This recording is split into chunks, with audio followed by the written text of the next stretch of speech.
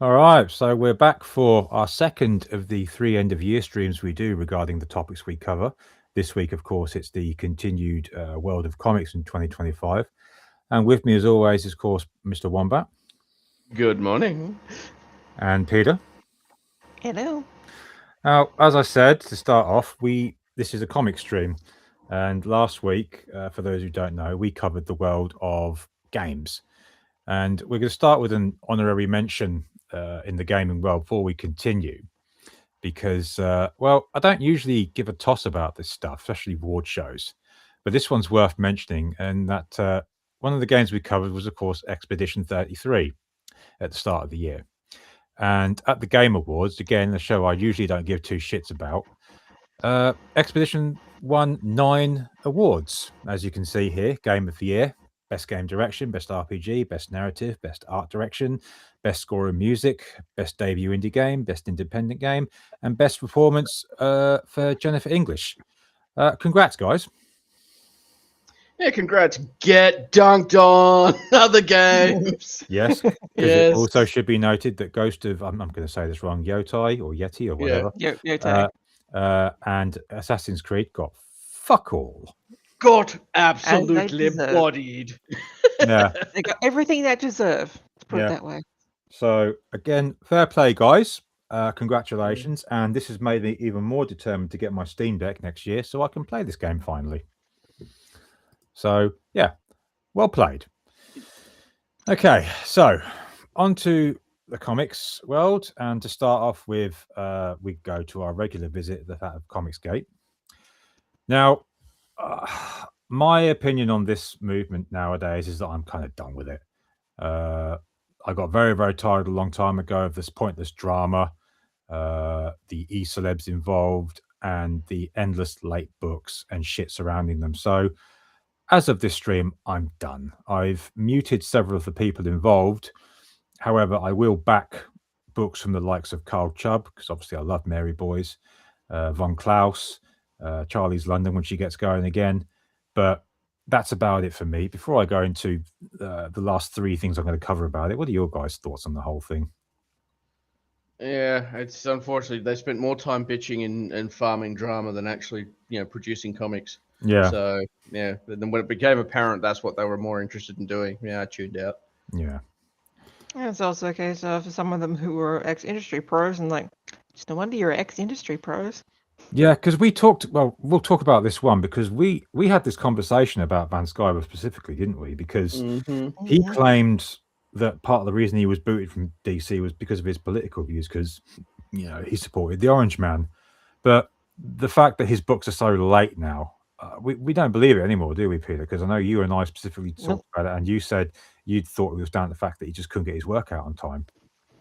That and the kind of, he's finally gone full mask off. Yeah, And to say he's behaving like he's still in high school and is a teenage girl with the cliquey, like backstabby bullshit would be putting it mildly. yeah, So I'm like, yeah, it may have been political, may have been part of it, but I think it was more like, I think you were more fired because of your inability to stay on top of your work hmm and that childish girl, like girly teen bullshit attitude of starting drama and stirring shit between other people to get drama. hmm I think he was just let go due to his chronic copium addiction. It's like I was let go because of my politics. No, that's copium, dude. Stop huffing it. Yeah, Right. Let go because you can't actually do shit on time. So as soon Yeah. as you're left on your own without anyone breathing down your neck to basically keep you on task and get you to do your shit and do it in a timely manner, you spend more time sitting on the internet and especially YouTube stirring up shit, bitching, moaning, and whining versus getting your shit done. Mm. So to cover three of the final projects before, like I said, I sign off on this completely. One is, of course, one that I regret backing well and truly, and that is Deep World: The Caliber of Death, which was a 32-page, I think, Western comic, which was due way back in February 2021. The there have been numerous excuses / reasons as to why this book's been delayed. There was an inking problem, I think. There was a colouring problem. There was a printing problem. Everything you can name. But we got this update at the end of November, I think it was. And I'll read part of this, but it goes, I meant to post this update weeks ago, but things have been very difficult, to put it lightly. On November 8th, my mother took a really bad fall. My family have been dealing with dozens of issues since. I've been extremely busy, and everything has had to go on hold. Okay. Formatting for Deepwell is complete, but Long Shadow formatting stopped on page 14 of 130 because of the accident and everything we're going through at the moment. I don't mean to sound unsympathetic. If she has had a fall, okay, I feel bad for her, but I don't see how that delays your comic. Also, Not to mention, it's like, well, hang on, why didn't you get this shit done ages ago? Yeah. yeah, it's been like nearly 5 years, dude. Yeah. So current events mean nothing Yeah. when you've had nearly 5 years to get your shit together and get organized and finish this. Yeah. So yeah, boo-hoo. That's terrible, whatnot, but it doesn't excuse the fact you're nearly 5 years late. Yeah. And obviously there's still plenty of comments on this. Here's my one at the top. I've long written this comic off and I advise others to do the same. I genuinely regret backing this now. I really do, because I thought it looked really cool and I have a soft spot for Westerns. But yeah, there we go with that one. And then for the next one to talk about, because I also regret thoroughly backing this one, Gemshock. Now, also, this was due back in November of 2022. And the update that was out in August, I'll read the start of it. Hey guys, just wanted to touch base and say the campaign is still in fulfillment. There are many bad actors out there attempting to say that books are not being delivered simply because they have not received theirs, but I assure you books are being shipped out daily. Well, it's Saturday, December the 13th. I'm not a bad actor. I have yet to receive my copy. Yeah, as soon as you've used the term bad actors, like whinging about the whole, I haven't received my copy yet, so I'm a bad actor. I'm like, no, bitch, screw off. Yeah, again, You do I don't not buy get it to anymore. say that about your supporters and people who've paid you for a product that you still haven't fully delivered. And the fact you're claiming is, oh, it's going out, and like, it's taken a long bloody time. Yeah. Now, with Deepwell, I requested multiple refunds multiple times, and every time Mike Murphy said no and he gave a reason, I just like, whatever, dude. With Gemshock, I asked for refunds a couple of times, were just flat out ignored, like a couple of other people were. And the last thing I've said on it, again in the comments section, was this here. You stated at the end of August that books were going out. It is December and I have not received mine. I regret ever supporting you and backing your books. Lesson learned. And that's what I've said on it since. If these books do turn up, I'll probably toss them in the bin or sell them cheap on eBay. Either way, again, another one I regret backing. And then finally, the last one to talk about is CG. And this one is a little bit amusing. Pitt. Because obviously Dale Keown hangs around with Summers and her crew. They finally did the trade paperback, because obviously Dale got the rights back. The first trade paperback, which featured issues 1 to 4 and the Wizard half. Now, it's raised, and I'll go back up top so you can see. It raised just over $100,000, which is over $500 goal. Okay, cool. I respect it for that. But apparently it hadn't reached 3 or 6 figures by the end of its campaign. I'm told that Summers extended the campaign to sort of hit that magic mark. But it has been criticized for this pricing structure, and look, they've even got their toy car for it. Woohoo. And a t-shirt. But cover A, $45 for the trade paperback. And I believe the postage, I can't access it now, I think it was something like $55. And they even did a hollow foil version, which was $75. I did a tester I got hold of the first 4 comics and the half issue, and not including postage, it just scratched £26 UK. So massively overpriced as far as I'm concerned. And the real funny part is, it was announced that there would be an exclusive cover on Kickstarter, which was the one place CG had sworn off going to. No, but money, My biggest warning that it was going to be an absolute shit show was the fact they started at a $500 goal. Yeah. That was the big. They see that $500 goal and like, yeah, there's the big warning. Yeah. And the fact that they're basically going, oh, we're not satisfied, we're not going over 6 figures. I'm like, and there's the basically giant flag that's blotting out the sun of do not touch. Yeah. It should never have been touched. And it's like, if you've got a $500 goal, where's this shit of you going, oh, no, it needs to push over 6 figures. Yeah. That says that you're not in for this. You're not in this to basically fulfill and, recruit fans back and basically get their interest and get them set for projects going forward. This is just a worst kind of cash grab. Oh, and look at this, a retailer pack of 10 cover B, $360 and the same. Yeah. Overpriced. Way overpriced. Extremely so. It actually reminds me of when they did the run. I haven't got it up to hand here, but when they did the pit posters and they wanted something like $20, $25 for a fucking poster. And I'm like, really? But again, it was a successful campaign. So, well, what can I say? Well played, I suppose. Milking the fans. Yeah. But then we get on to some better topics. And the next one is very fitting. Perfect 10, issue 6, the conclusion of the story arc. I've been reading this and it's fantastic. Now, as you can see, the goal was 2,000 US and it's raised almost 7,000.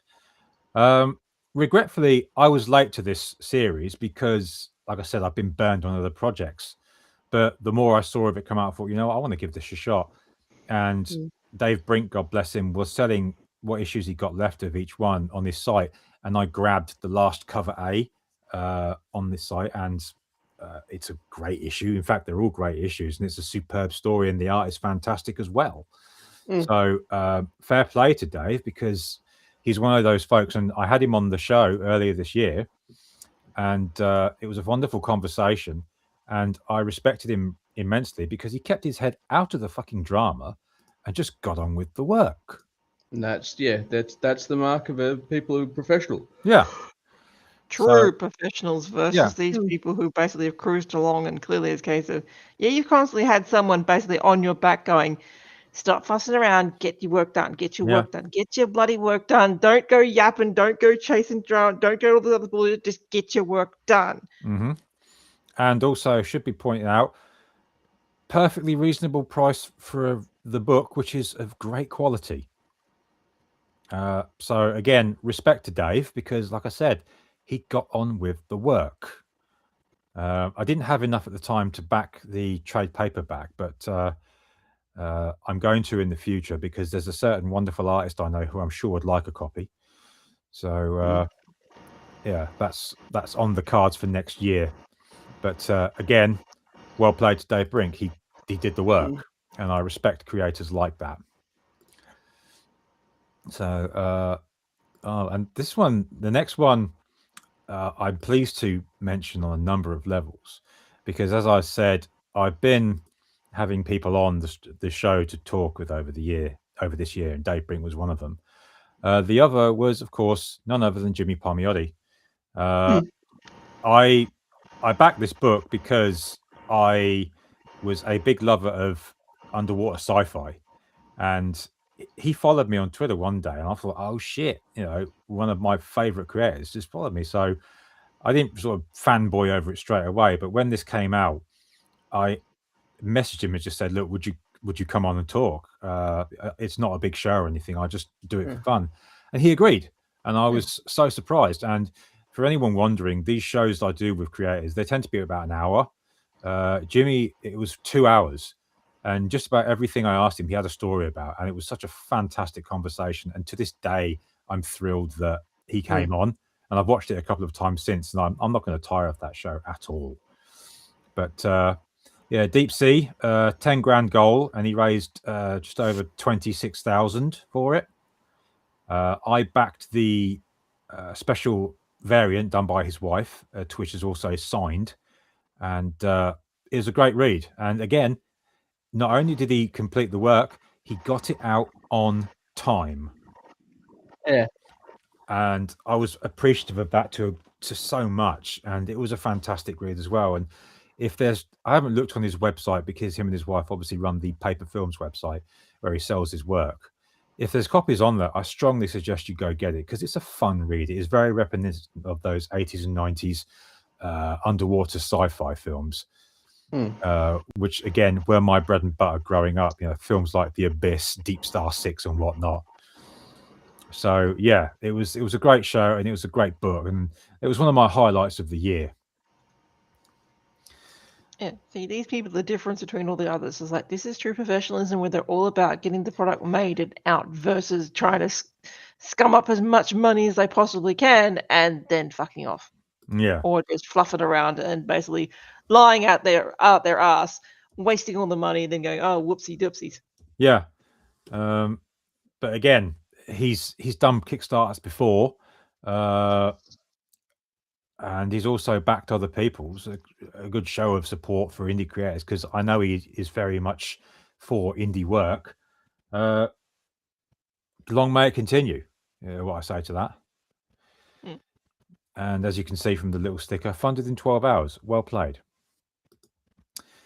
All right. And onto a smaller release this year through Kickstarter was Roy Beckworth and The Cursed Continent. So this was a little Western comic that was done.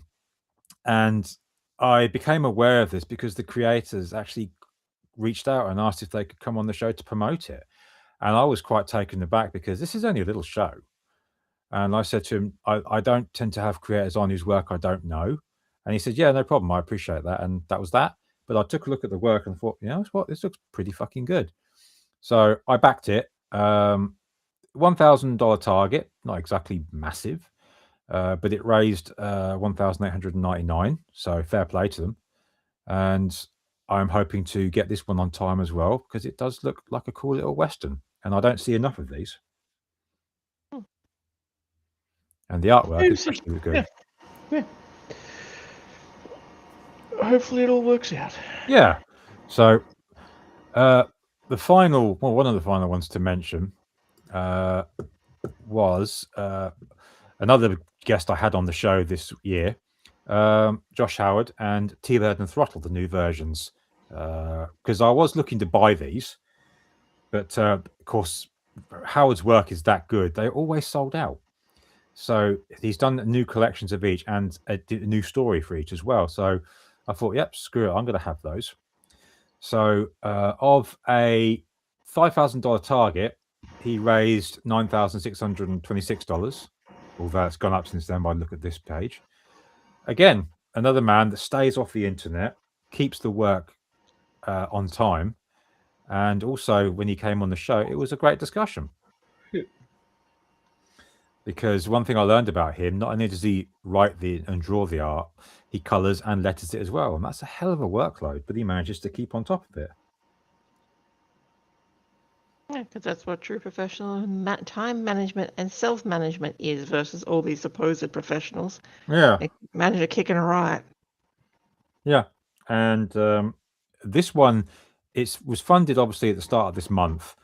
And it will probably go to the print, as he said, early February. So certainly we'll get this on time. Again, fair play to him because he did the work. And the final crowdfunded one to talk about, it's a brief mention, but for obvious reasons. Saints and Sinners, the Rippaverse anthology that was released. Now, again, the Rippaverse attracts a lot of heat for what strikes me as fuck all reasons. Down to the crabs in the bucket mentality we talked about before. But this book features stories by a number of creators, YouTubers, and regular artists and writers. It raised over $500,000 in sales. And like Deep Sea, it was delivered on time. Again, I have no issue with that. Fair play. Again, he does the work. He said it's, he does the art, does the work, puts it out on time. That's really all anyone can ask for. Yeah. He's not drama farming. He's actually doing work. Well, what makes me laugh about this in particular is when certain individuals get online and they criticize aspects of comics from the Rippaverse for whatever mistakes are there. Again, I don't see these mistakes whenever I'm reading it. And I also look at these people and think, well, how about you worry about your own fucking work rather than shitting on someone else's? Because these, again, as people like Nerdrotic have pointed out, these people who've got their own work are years late and they're dumping on someone else. Shut the fuck up. What's the old biblical saying? Is take care of the log in your eye before you worry about the splinter in your the splinter in mine. I didn't know that saying. That's a good one. Deal with the log in your own eye before you worry about the splinter in mine. I like that a lot. That's a good one. I'll have to make a point to remember that. Yeah, so that was crowdfunded stuff this year. And now we get into some of the releases of the year. And this first one is from Dynamite Entertainment. And this is partially because, as I said, I had Jimmy Palmiotti on my show. Harley Quinn x Elvira. Probably one of the goofiest stories I've read in a long time, but it's a lot of fun. Yeah, it's goofy fun. And yeah. Now, obviously, with comics nowadays, they don't list the sales figures for whatever reasons. But Bleeding Cool did actually. Whatever reasons, we know why. Yeah. But it was widely reported, especially in Bleeding Cool, a site you never usually catch me on, but this article caught my eye. The first issue sold over 100,000 units.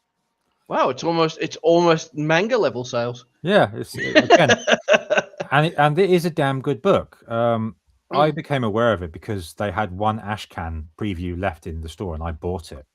And it was a lot of fun. I thought, yeah, I'm sold on this. I don't want to say where it went wrong, but it's a familiar theme we go through with mainstream comics. Can anyone guess what I'm about to say? Oh, go on. Variants. So, does anyone want to guess how many variants issue 1 had? I'm going to say 50. Go on, Peter. Like 40. 64. Oh, fuck.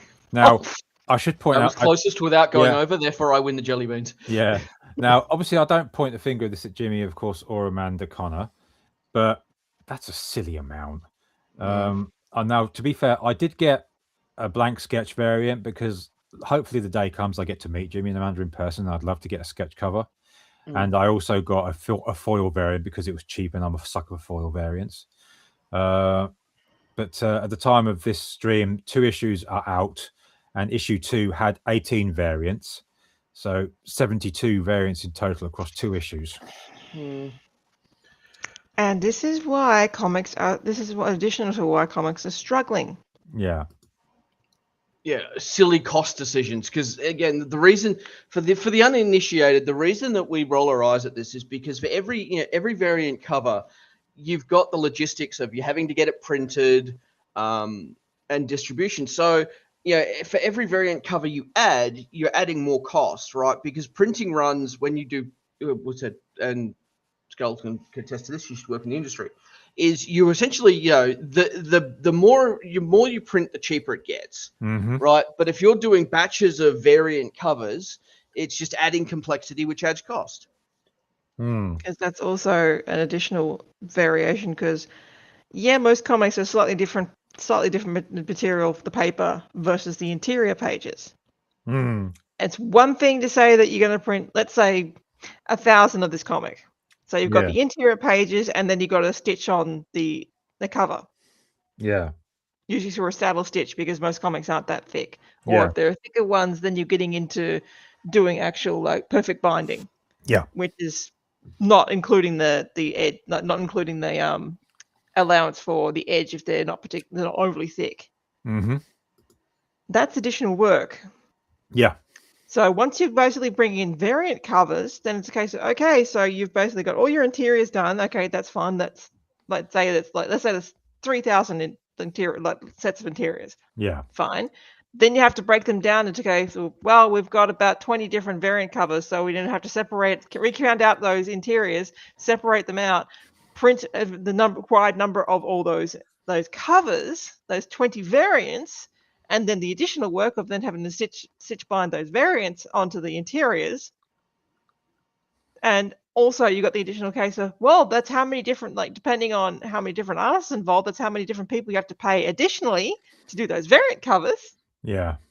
So there goes there skyrockets your all your costs involved in producing it versus just, say, doing 3 variant covers. Yeah. All right. So on to the next one. And this one was a pleasant surprise for me this year. Event Horizon Dark Descent. A mini-series, basically. The story itself goes on what happened when the ship went through the wormhole. It's actually a pretty good horror comic. There's 3 issues in so far. And it's done very well, I'm told. I don't want to spoil too much, but the artwork alone is fantastic. So should the trade come out, I'd recommend people give it a read.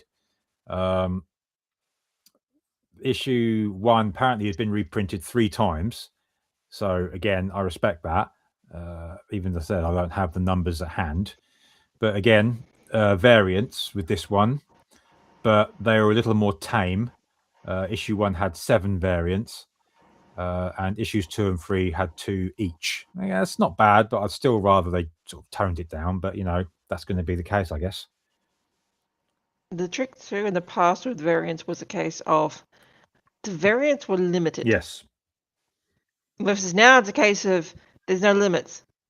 They just print all the variants. Where in the past the whole trick was a case of they'd have a limited number of the variants, depending on the artist and whatnot, so that raised the prestige of it.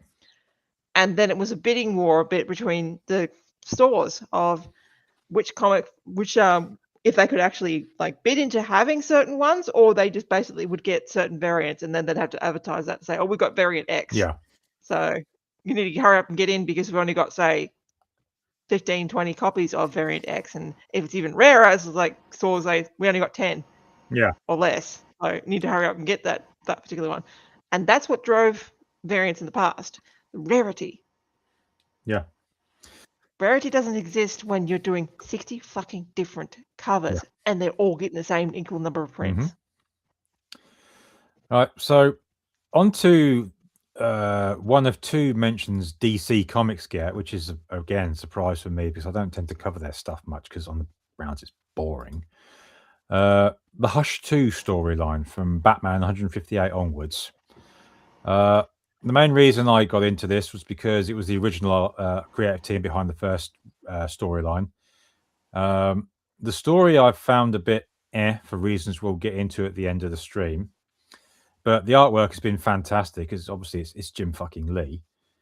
But the story focuses in part on Hush driving a wedge between Batman and his allies for reasons, again, I'll get into later. But can you guess what the familiar theme was with this storyline so far? Tell me. Variants again. Yeah. I'll save the guessing games here. So far the storyline has spanned from Batman 158 through to 162. 158 had 42 variants. 159 had 10. 160 had 11. 161 had 16. And 162 had 12, which is so far 91 variants in total. Do you also know why variants used to work in the past? Why? Because they're exclusive to special events. Yes. Not every single freaking issue. Now, normally we'd leave the conversation there, but it was revealed, I think last month, that the issue 163, which is apparently the finale of the story, has been delayed until March next year. Woohoo. Yeah, that's going to work in their Now- favour. Well, this is the thing. And just to add to this, and we'll get to this, I imagine, a bit later, is Yep. DC is a subset of Warner Discovery. Yep. Warner Discovery now has two potential buyers fighting over it. Either way, if I were someone working at DC, I would be very sweaty right now. Yeah. I mean, I would be more annoyed about it because, like I said, Jim Lee's on art, and Jim Lee is Jim Lee. He's fucking awesome. But again, I've just found the story lacking. But like I said, we'll get into that later. Now on to the next one, which gets a mention for different reasons. Red Hood issue 1. Now, why are we talking about this one? Well, it ran for a grand total of 1 issue, featuring 8 variants, but it was cancelled following the writer Gretchen Felker Martin's comments about the Charlie Kirk assassination on what site? Can you guess? She said this thing. They said these things Oh, on. yeah, she'd be the pro-assassination side. Yeah, where the comments were mentioned on none other than Blue Sky. So I believe this is it here. No, where is it? Where'd that bloody go? I had this and now it's fucking vanished. Blue Sky, there is no greater hive of scum and villainy. Yeah. We got one just at the beginning. Great job coming out. Nothing. What the fuck that one means. Yeah, I had the fucking comments all lined up. There we go. So visit this site. There's the writer in question. Lovely looking individual. Thoughts and prayers, They you. always are. Yeah. Thoughts and prayers, you Nazi bitch. And I hope the bullet's okay after touching Charlie Kirk. How charming. So yeah, the book was cancelled, and apparently among certain members of the comic collecting community, it's seen as a collectible. Now, obviously, I went on eBay to have a look, and yeah, there were still plenty of copies out there. No one seems to be buying that in a hurry. So Of course not, because it's like it's only a collectible in the minds of such a tiny few that everyone else is like, who even is this person? Who even is this comic? Why do I care? Oh, that's why? Ew, I'm not paying anything for that. yeah, so that one was a very short-lived series. Well, I can't even call it a series, can you? Call it one shot, I suppose. And nothing of value was lost. Was lost. No. Mm. But then we get to some good ones. Transformers, the Skybound series from Image, reached issue 25, concluding Daniel Warren Johnson's run on the series with issue 24 and a humongous dust-up between Prime and Megatron, which was actually really fucking good. It's now being taken over by Robert Kirkman writing and Dan Moira on art. And it was also revealed earlier this year that issue 1 has been reprinted 12 times. That's your metric that's- now for comics actually good. Is not so much what does it sell initially. It's just like, is there still demand for it after its initial release? Yeah. And I always remember, I'll say this, sorry for you won't chime in one back, so I think I'll just cut you off there. That my youngest son was actually telling me about this when he got home from school one day, because all his friends were looking at the art on Google and saying how awesome it was. I haven't heard that sort of conversation from kids in a while. So I bought him the trade paperback of the first story arc, which was 6 issues, of course, and he took it to school and all his friends were sitting with him looking at it at break time. And I loved hearing that story because in the first issue alone, you got a great fucking fight between Prime and Starscream, in which Prime suplexes Starscream. And then the series, that story arc ends with Prime taking on Devastator. It's fantastic. And I haven't had that much fun reading a Transformers comic since I can remember, because the IDW run is largely forgettable at this point.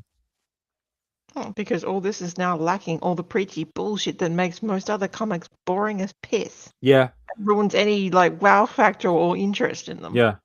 And we just want to see giant robots beating each other up. Oh, I mean, you to be get fair, that. we all wanted to suplex Starscream at some point. Yeah. Right? That's just Yeah, but when obviously Megatron sort of does make his comeback, what a bastard he really is. He's so well written. But obviously, I That's don't want to also go. what's lacking. Yeah, Evil villains who are just plain fucking evil. yeah, None of this. Oh, I'm so misunderstood. yeah. I Oh, hate fuck that off. shit.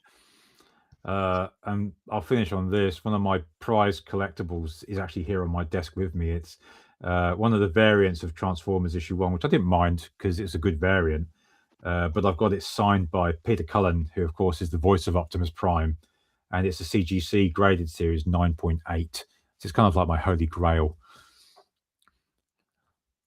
So I always have that on my desk because it's such fun to look at.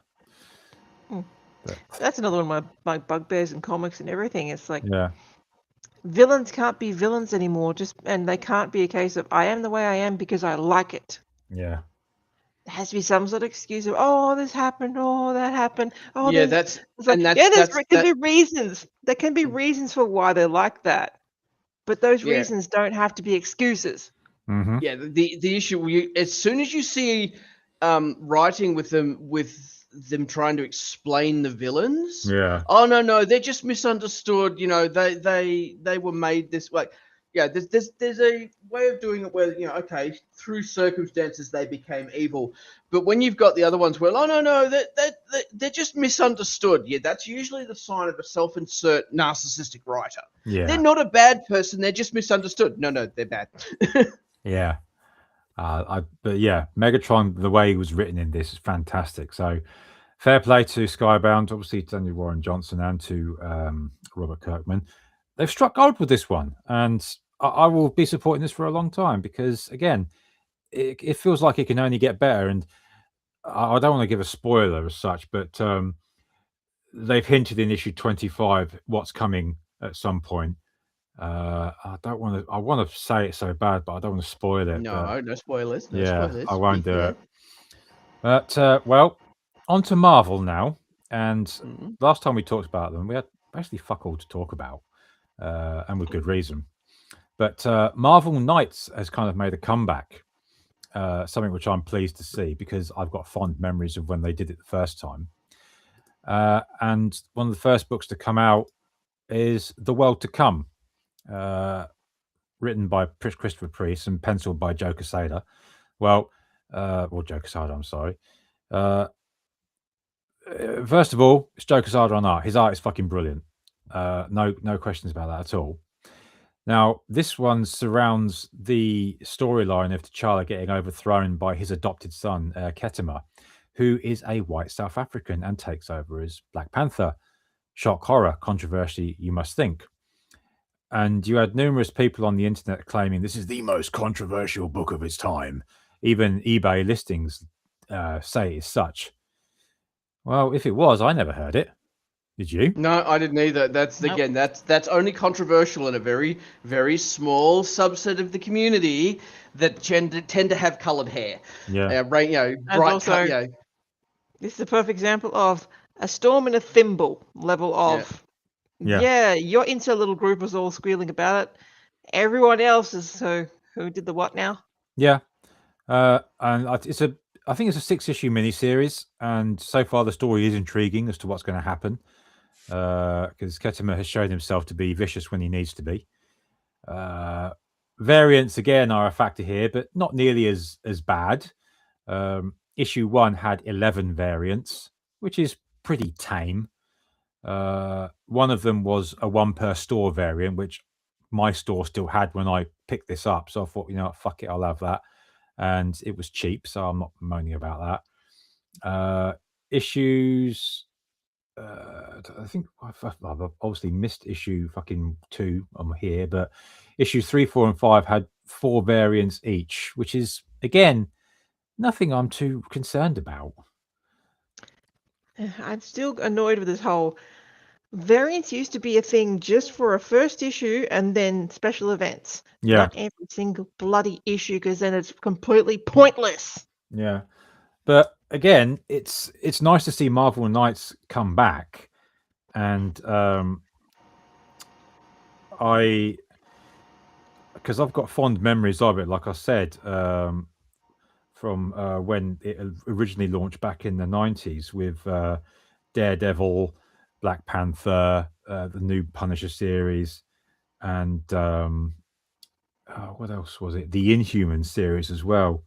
So I'm pleased on that respect. Oh, I beg your pardon. Issue 2 had 4 as well, I should say. My mistake. I should have listed that earlier. But I have no problem with this one. I'm looking forward to seeing its conclusion because, like I said, the art alone is fantastic. And I love seeing Joe Quesada. I keep saying his name wrong. Joe Quesada drawing again, because obviously the guy helps run Marvel these days. So as far as I'm aware, the book's been on time as well. So again, fair play. I have no complaints about that. And then this is one I've been interested to see your guys' thoughts on, because we did touch upon this last stream. Marvel bought the Punisher back. Now, obviously, for those of us who followed it, the Punisher was, well, he basically had his backstory fucking retconned by Jason Aaron, made him to be a bastard of an abusive husband. His ex-wife was raised from the dead, who called him an arsehole, stole all his money and fucked off. And he got transported to a faraway world where he was left to, be punished for his crimes, which was just bullshit. And no Punisher fan that I knew liked it. So in other words, it's another Skinwalker. Yeah. Because none of that is remotely Punisher. So No. it's another The case whole, of, the whole that's not point of Punisher, that's just a Skinwalker. Yeah. Again, the whole point of Punisher is the traditional definition of a nemesis. Do you know what nemesis means? No, the way he sort of does it. Do you know what nemesis means? Yeah. Now, this series, the Punisher has somehow been retrieved from that world by Kingpin. His memory's been blanked, and he's got a chip in his neck that controls him. Okay, intriguing. There's 3 issues out so far, and issues 1 and 2 have both been reprinted following good sales. And to be fair, the story is intriguing so far. It is very violent, hence the Red Band title. But even though it's Red Band, they still bleep out the swear words, which I find a bit confusing. It's just annoying. Yeah. So that's what shits me about the Red Band thing as well. It's a case of, this is your opportunity to take the shackles off. Yeah. And you still cuck out.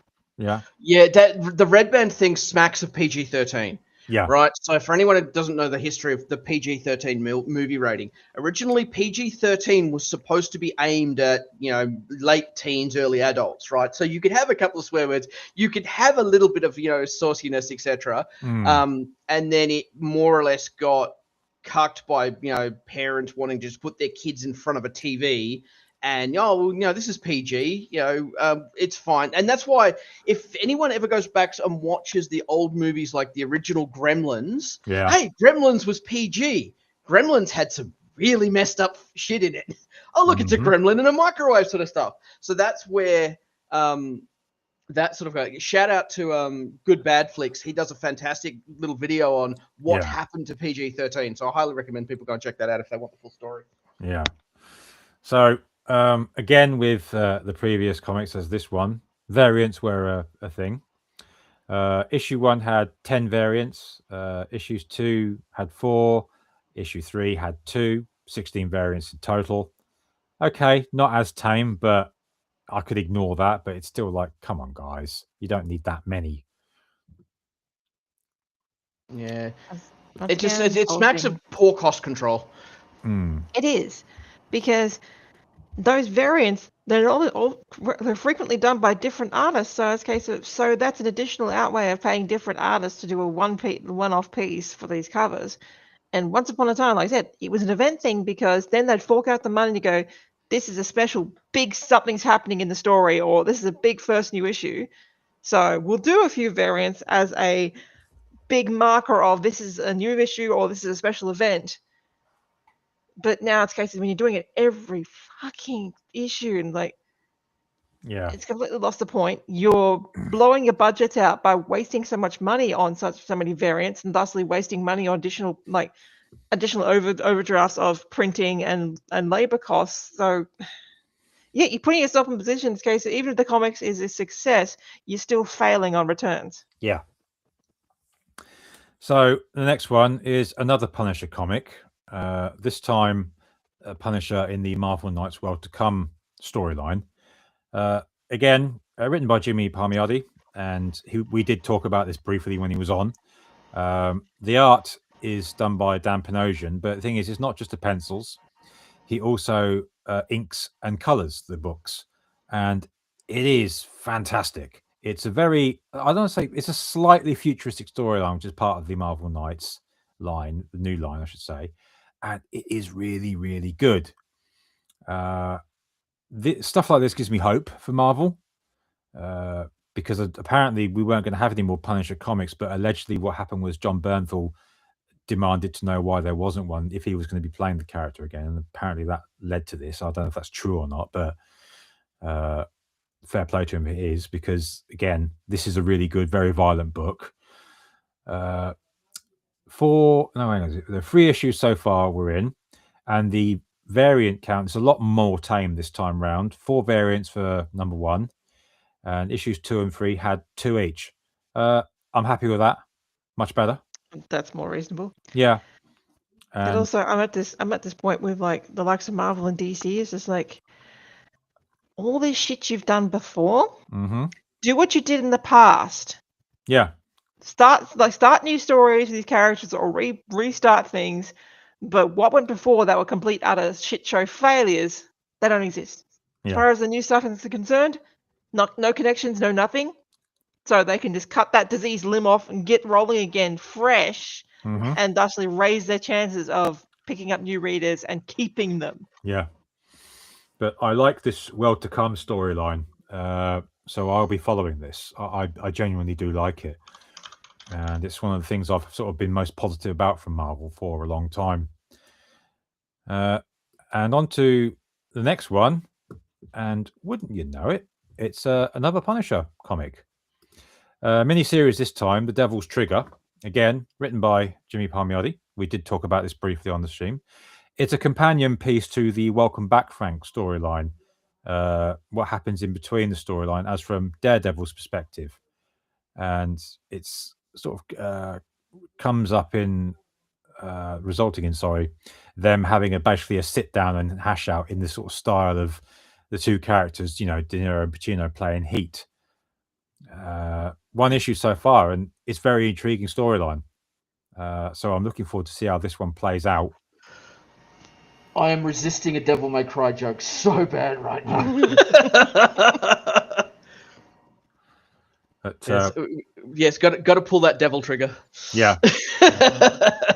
Now, again, 1 issue so far, 7 variants. Okay, I'm not fussed about that either. But yeah, it's left me very intrigued to see how it goes.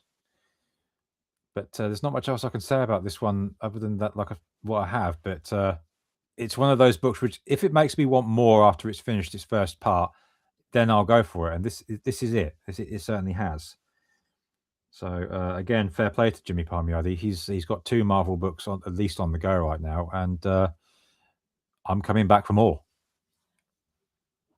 Yeah, no, good on him. It's nice to see some quality Marvel stuff coming out again. Yeah. So yeah, it'd be interesting to see who's taken over management of the Marvel Comics side, because for the longest time it was just hot garbage. Yeah.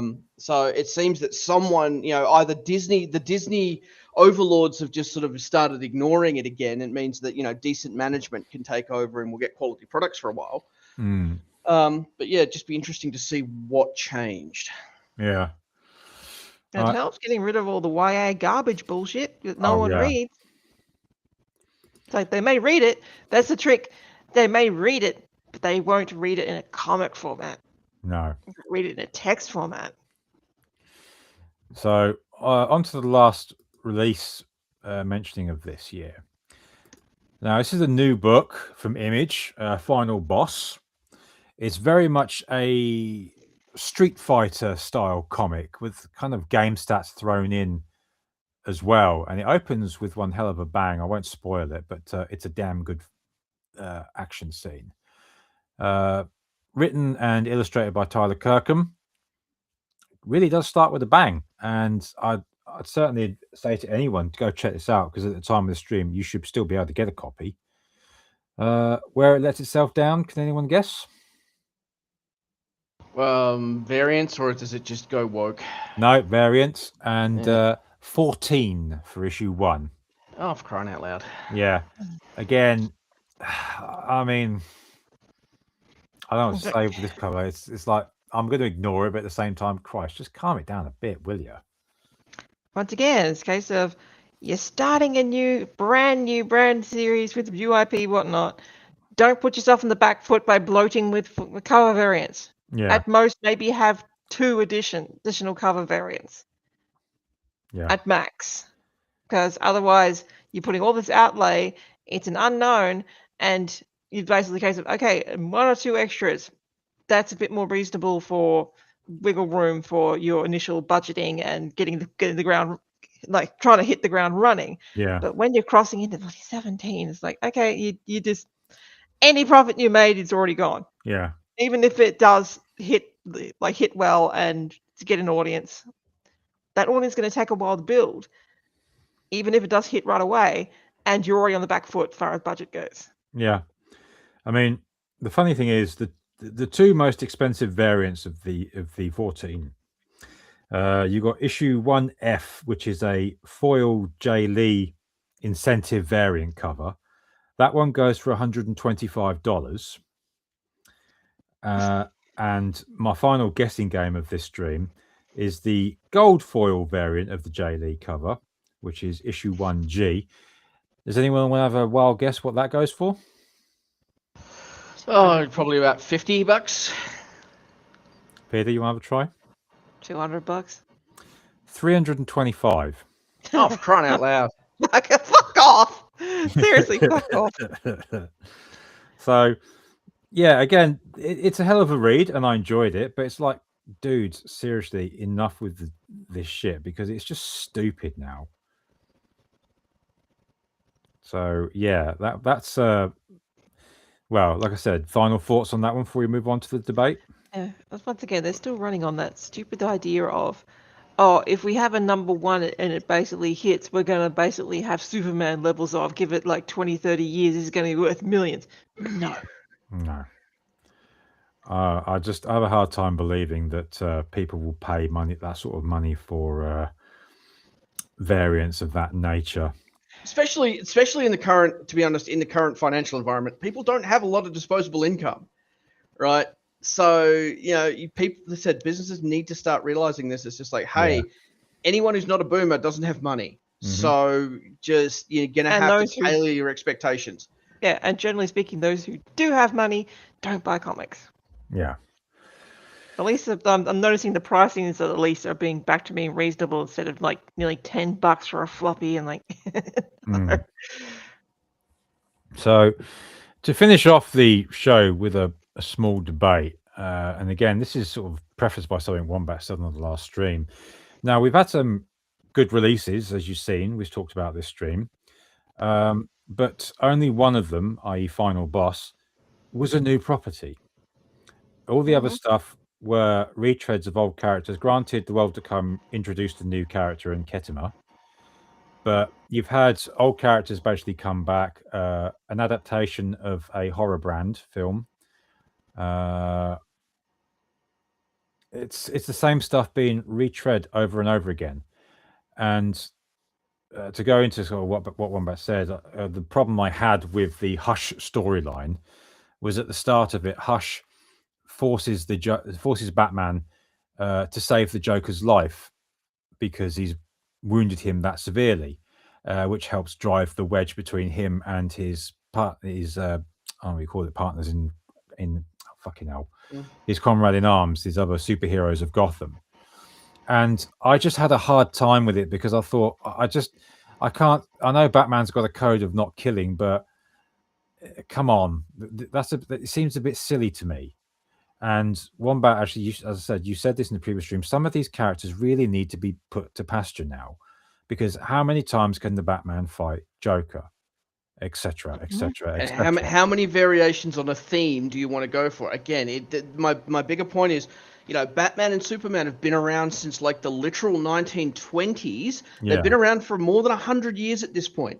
How many variations on a theme in a story can you do, right, with those same characters? And I'm like, at this point, I'm like, it's just, yeah, you're really just reaching more and more and more. And, you know, I appreciate earlier on, you could probably do some interesting things with it, but I'm like, it's all been done. Yeah. Right. So I'm just like, hey, just put him out to pasture for a while. And this is been an issue with a lot of Western comics to begin with, is that once they found these winning characters, they just milked that cow till there's nothing left. And they're still doing it. You know, there's the whole, well, we don't want to come up with new stuff because that's a risk and that's hard. Right. So we're just going to milk these same characters over and over and over and over. It just gets, everyone's just like, okay, well, we're doing this again.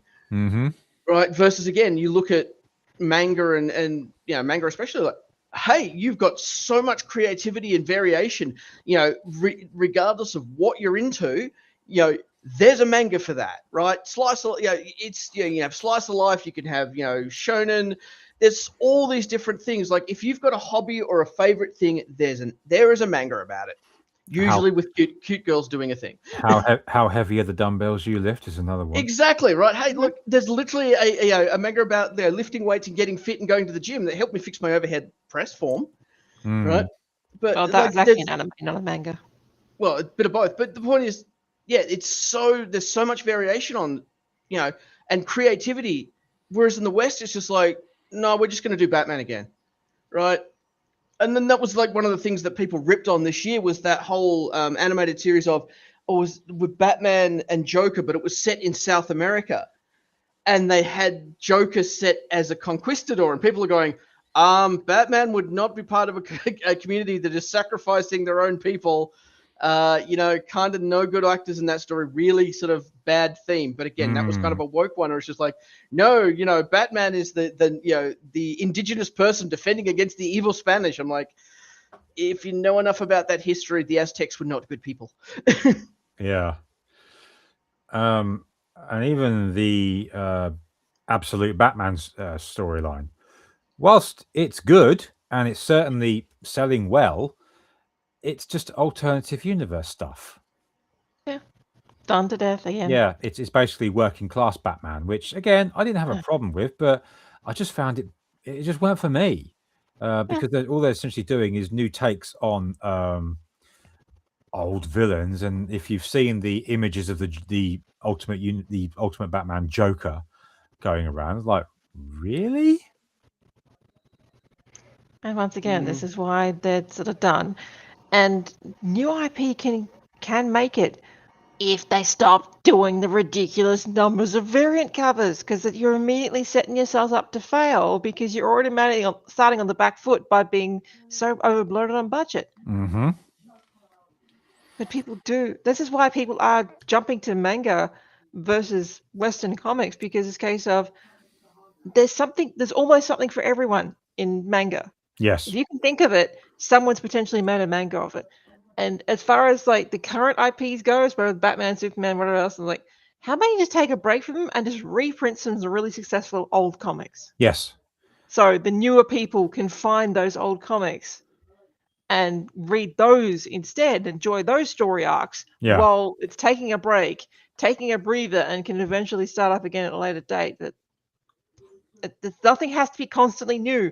There is good old stuff out there, as a lot of young generations now are finding with movies and TV series and that, where they're basically going, wait, there's older shows like that actually are good and entertaining and aren't preaching at me and got really characters I really like and villains who are villains. I'll watch that instead. But it also goes back to what we talked about with crowdfunded comics. That, to me, aside from Comicsgate, is where the magic seems to be happening. And if it's something that's up my, not on my alley, down my alley, whatever you want to call it, I'm happy to support it, especially if the cost is reasonable. And it's like we showed with Perfect 10 issue 6, $10. I don't mind that. That's reasonable. Yeah, postage is a bitch, but that's not the creator's fault. It's just postage these days. So that's the trick with the creators now. It's a case of you have to strike a balance between the comic you produce, keeping it reasonably priced, And then you kind of sort of have to eat a bit of shit when it comes to postage, simply because that's nothing, you can't control that. What Yeah. you can control is your own output for production Mm-hmm. of the actual comic itself, and making sure you work the best you can to stay within a reasonable budget, so you're walking away with something at the end of the day. And once you get an audience, then the money will start flowing. Yeah. But again, it's constantly just old stuff that's being retrodden now. I mean, again, with the world to come, yes, okay, it's a new variant on Black Panther, a new character. I don't know how that will continue, especially if Joe Quesada stops drawing the art, because, like I said, his art is fantastic. But at least the Marvel are putting a spin on it, I suppose. Yeah, that's my things when it comes to art. It's just like, you can have the most gorgeous eye candy of art in the world. Doesn't matter if the story doesn't stick. Yeah. And it's also noticeable to say that aside from these sort of guest appearances by Quesada and Jim Lee, a lot of the good artists have, well, they've kind of shied away from the industry now, except that when they do variant covers. Because they've been driven out, just like in the game dev industry. Mm. It's like, oh, you're someone who's got talent, and you've actually got, talent, and you know what you're doing, and you're competent, and you might push back a bit, out the door you go. Well, that and also the pay rates, right? Yes. So then the thing is, these guys know what they're worth, and if the industry doesn't want to pay it, then these guys are like, They'll yep, go elsewhere. we've got plenty of other work. Bye bye. Mm. We'll go do our own thing. In the immortal words of Ray Liotta, "Fuck you, pay me." Yeah. May he rest in peace. It's also a case of, no, I've already got an established fandom. I've already proven my worth, so I'll just go elsewhere and they'll follow me. Yeah. I mean, again, this is something that Jimmy Palmiotti's shown. Every Kickstarter he's launched has done well. It's been successful. Because he's been consistent. Yes. And apparently he's going to have another Painkiller Jane book out next year, which I'll happily take a look at because I love that character. But it's also the whole thing of consistent quality, consistent writing, consistent artwork, Yeah. but also consistent of delivery. Mm-hmm. Whereas what Marvel and DC went through a phase was there as a case of, well, we're basically going to drop the ball on everything. Mm. We're going to basically hire in these artists that we can literally pay cents on the dollar. They are not people that should ever be in a professional setting because they don't know how to handle professional work, and it shows. And it's a case of, it's a double whammy of, okay, the artwork's not great, in some cases it's absolutely fucking terrible, Yeah. and the story's terrible, so you can't even weasel around with the case of, okay, the art's kind of meh, but the story's good. No. Mm. But do you ever think any of these characters, i.e. Joker, will ever be put to pasture? No. It's just going to get to a point. We're going to see them ad nauseum for a while. They'll get put out to pasture for a bit, and then they'll get brought back. Yeah. But I think as the generational stuff changes, I think, again, people just get sick of it. Like I said, a lot of the Batman stuff and, the DC stuff and the rest of it, it's a product of its time. And it's like, people are just, the thing, people are so used to it, they don't know anything else. But with the rise of manga and showing people, hey, there's alternatives out there, I think there will be a change eventually. But for the moment, it just seems to be the whole, the basic bitch of comics. It's just like, oh, well, we don't know what else to do. Oh, we're just going to do a Batman Joker thing again. Yeah.